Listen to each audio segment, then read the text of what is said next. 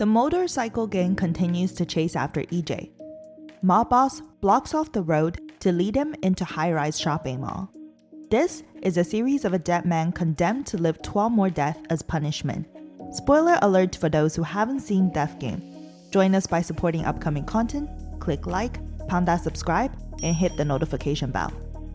EJ rides through the mall, trapped by chasers from all directions, with no choice but to take a gamble heading towards the elevator. The door closed up as men continued to the parking lot outside. The mob boss arrives with his crew.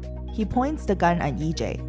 EJ rode off the building. He lands into a swimming pool, deactivating the GPS tracker on his cell phone. EJ is glad he got away. He quickly changed into a jacket he grabbed. With luck like this, he may survive. Boss's woman was waiting for him. She jumped into his arms immediately.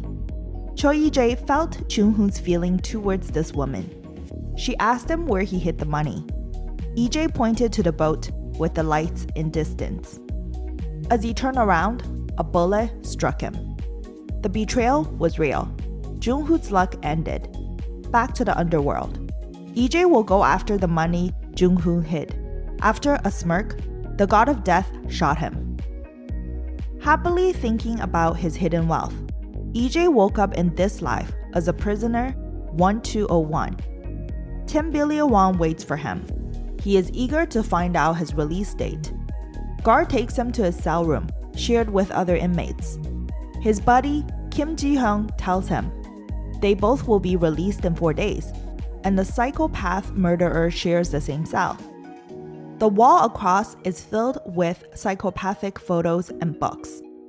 The psychopath murderer is Lee Jin-sun, the guy who killed EJ in another life.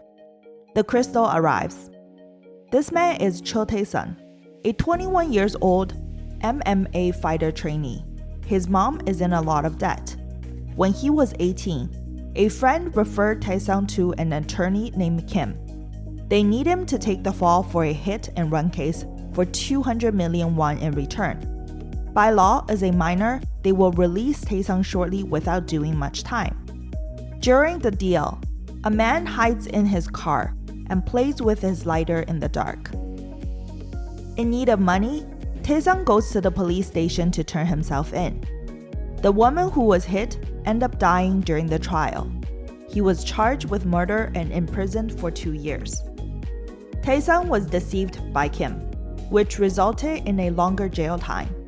He once threatened Kim to confess everything after being released, unless Kim pays more money. After seeing Tae-sun's memory, EJ comes back to reality.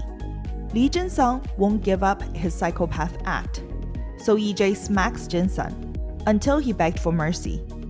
EJ told Jin-sun to apologize for the murder of Kwang Hye-soo. Jin-sung killed a kid who overcame his bullying. This guy cannot even take 1 day of being bullied back.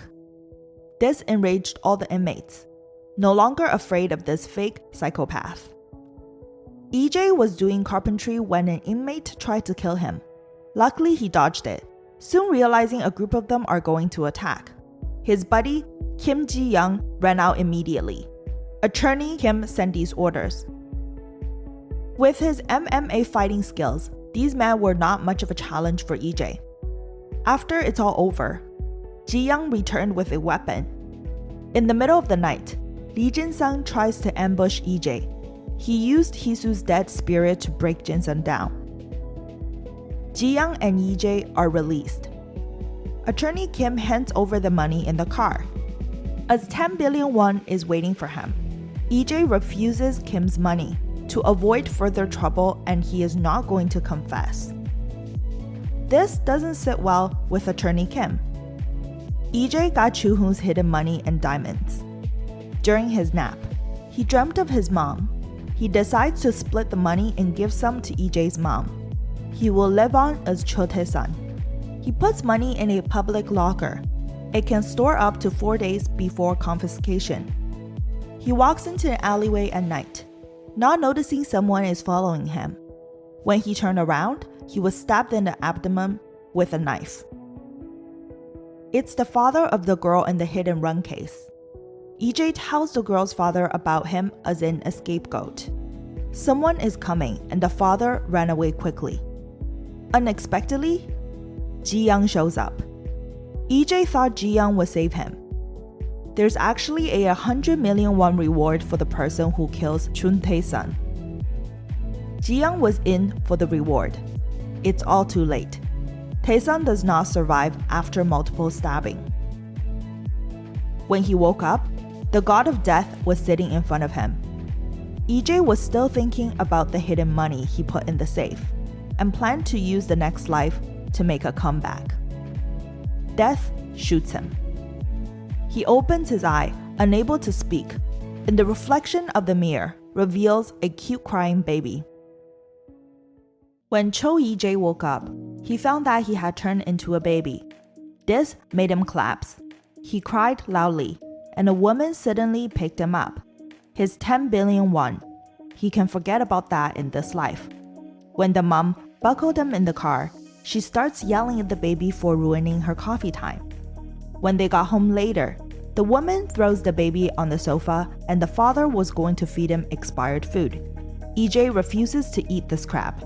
The father also has a short temper. The police received a report and came to the house to investigate, believing that they were abusing children. The man took out his ID card and said that he worked in a welfare institution and would not abuse children.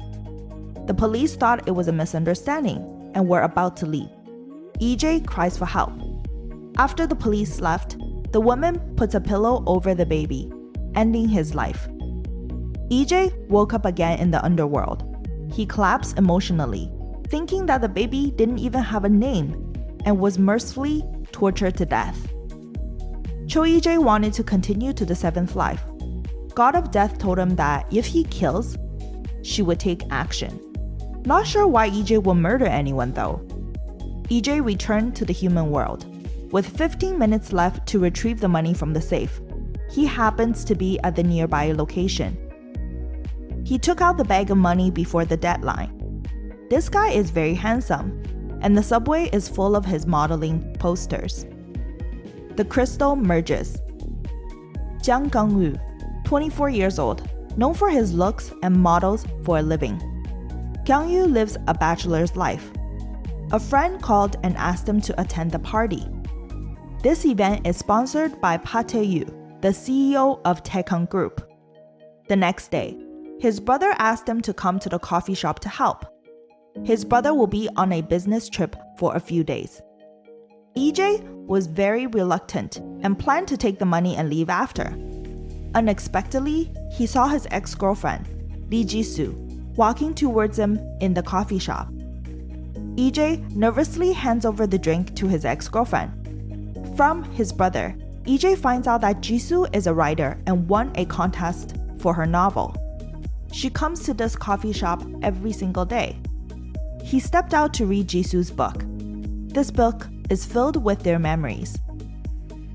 In the past, he bought a fountain pen as a gift and had it engraved. He didn't end up giving it to her.